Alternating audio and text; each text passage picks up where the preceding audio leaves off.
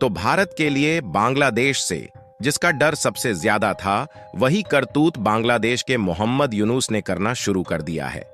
असल में देखा जाए तो हम लोगों को पहले से यह बात मालूम थी कि जिस तरीके से बांग्लादेश के तेवर भारत के खिलाफ देखने को मिल रहे हैं, इससे जल्द ही बांग्लादेश में चीन की आर्मी या फिर नेवी फोर्स एंट्री ले सकती है।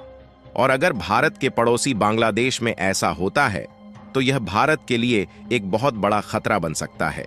लेकिन आपको जानकर हैरानी होगी कि भारत का डर सच में बदल चुका है और बांग्लादेश एक नया खतरा बनकर बम की तरह खड़ा हो चुका है, जो कि कभी भी फट सकता है और उसका सबसे ज्यादा असर भारत पर पड़ेगा।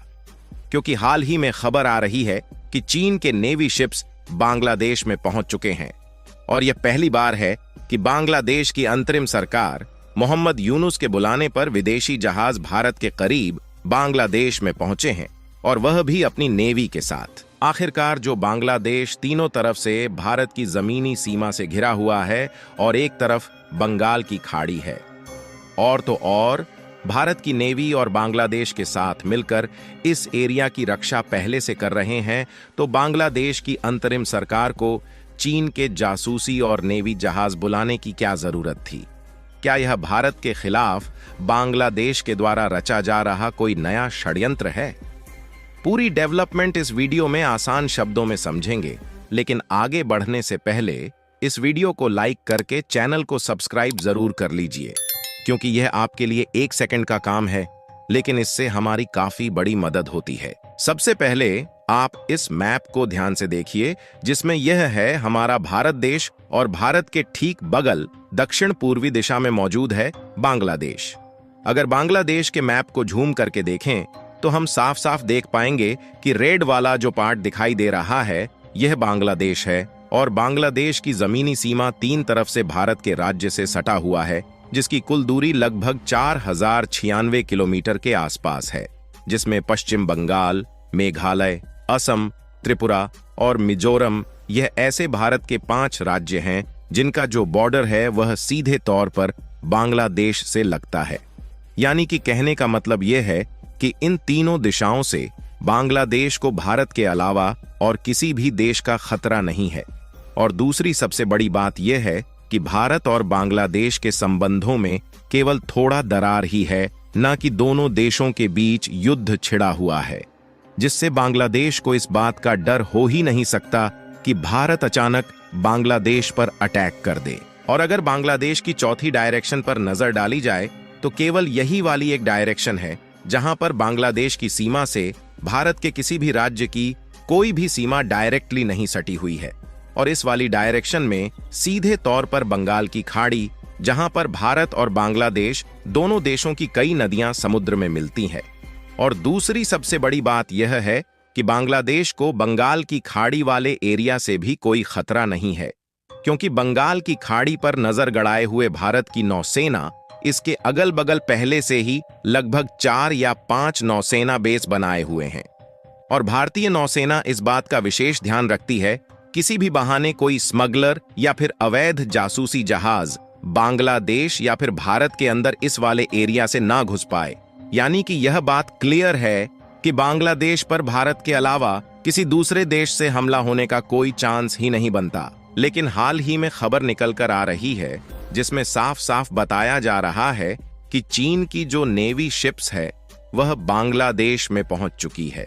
और शेख हसीना की सरकार जाने के बाद यह पहली बार है जब अंतरिम सरकार मोहम्मद यूनुस की तरफ से विदेशी बेड़ा को बांग्लादेश में बुलाया गया है। यानी कि कुल मिलाकर देखा जाए तो बांग्लादेश के द्वारा की जा रही यह साजिश भारत के खिलाफ है। इस तरीके से चीन न सिर्फ भारत के बगल में डेरा डाले रहेगा, बल्कि भारत की जासूसी भी करेगा, और साथ ही बांग्लादेश के जरिए भारत में घुसपैठिए भी इंटर कर सकते हैं, क्योंकि बांग्लादेश जब किसी तरीके के जहाज को बंगाल की खाड़ी के रास्ते अपने देश में आने का आदेश देगा तो उस पर भारत भी ध्यान से निगरानी नहीं रख पाएगा कि कौन से जहाज जासूसी करने के लिए आ रहे हैं या फिर कौन से जहाज भारत के खिलाफ कोई साजिश रचने वाले हैं। और दूसरी सबसे बड़ी बात यह है कि जो चाइनीज नेवी अपने जहाज के साथ बांग्लादेश में आई हुई है, वह बांग्लादेश में लंबे समय तक रह सकती है और साथ ही इसका आवागमन बार बार होने वाला है, क्योंकि रिपोर्ट में बताया जा रहा है कि बांग्लादेश के जिस स्थान पर चीन की नेवी टीम जहाज लेकर पहुंची हैं, उसका फ्लीट यानी कि बेड़ा चटगांव बंदरगाह पर है और बांग्लादेश में इसी जगह पर जहाज को डॉक करने के लिए एक नया बंदरगाह बनाया जा रहा है और वह भी इस बंदरगाह को बनाने में चीन की मदद ली जा रही है। इसी के बहाने चीन ने जहाज के साथ अपनी नौसेना को बांग्लादेश में भेज दिया है, जिससे चीनी नौसेना को बांग्लादेश में ठहरने का मौका मिल गया है। आपको बता दें कि भारत के बगल में बांग्लादेश जो यह नया बंदरगाह बना रहा है, इसको मुख्य रूप से केवल डॉकिंग के लिए ही बना रहा है। यानी कि बांग्लादेश कहीं ना कहीं यह विचार जरूर बना रहा है कि वह इस पोर्ट का इस्तेमाल करके अपने व्यापार को दुनिया भर में बढ़ाएगा, क्योंकि जिस तरीके से बंदरगाह का निर्माण किया जा रहा है, इससे यह बात जाहिर है कि इस बंदरगाह का इस्तेमाल सामान को उतारने और लादने के लिए किया जाएगा। यहां तक चीन सिर्फ बांग्लादेश को पैसे देकर ही उसकी मदद नहीं कर रहा है, बल्कि इसके निर्माण की प्रक्रिया में भी उसकी मदद कर रहा है। लेकिन सवाल खड़ा होता है कि जब बांग्लादेश की व्यापार इंडस्ट्री पहले से ही मिट्टी में मिल चुकी है, तो आखिरकार यूनुस जी उसको बढ़ाने के बजाय चीन को बुलाकर भारत के बगल में इस तरीके की करतूतें क्यों कर रहे हैं? तो इसका सीधा सा जवाब यही है कि इस बंदरगाह को बनाने के लिए चीन फाइनेंशियल सपोर्ट कर रहा है और वह इसके निर्माण की प्रक्रिया में भी मदद कर रहा है। इसलिए बांग्लादेश को लग रहा है कि उनका सारा काम फ्री में हो जा रहा है,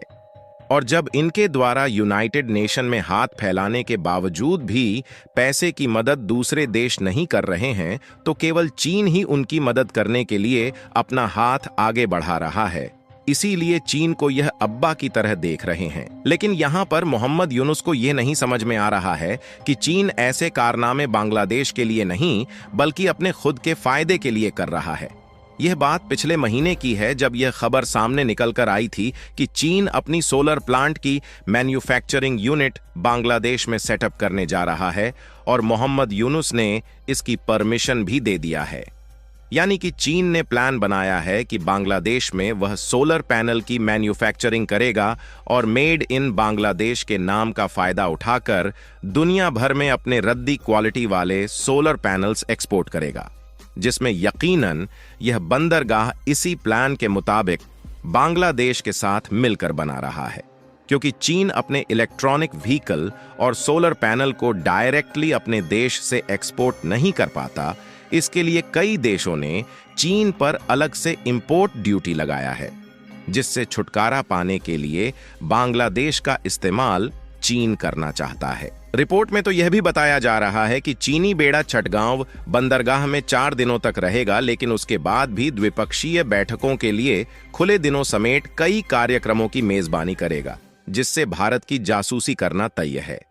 हालांकि भारत भी पीछे हटने वाला नहीं है और भारत का जो नौसैनिक बेस है, वहां से इस पर कड़ी नजर रखी जाएगी। जैसे ही जासूसों को लेकर कोई खबर आती है, उस पर भारतीय नौसेना भी कोई कड़ा कदम जरूर उठाएगी और बाकी जहाजों को आने से भी रोका जा सकता है। आप लोग कमेंट बॉक्स में जय हिंद जय भारत जरूर लिखें। साथ ही इस वीडियो को लाइक करके ज्यादा से ज्यादा मित्रों तक शेयर करें, ताकि यह जानकारी सारे लोगों तक फैल सके। इसी तरह और भी नॉलेजेबल वीडियो देखने के लिए चैनल को सब्सक्राइब करके बेल आइकन को ऑल पर जरूर सेलेक्ट करें। जय श्री राम।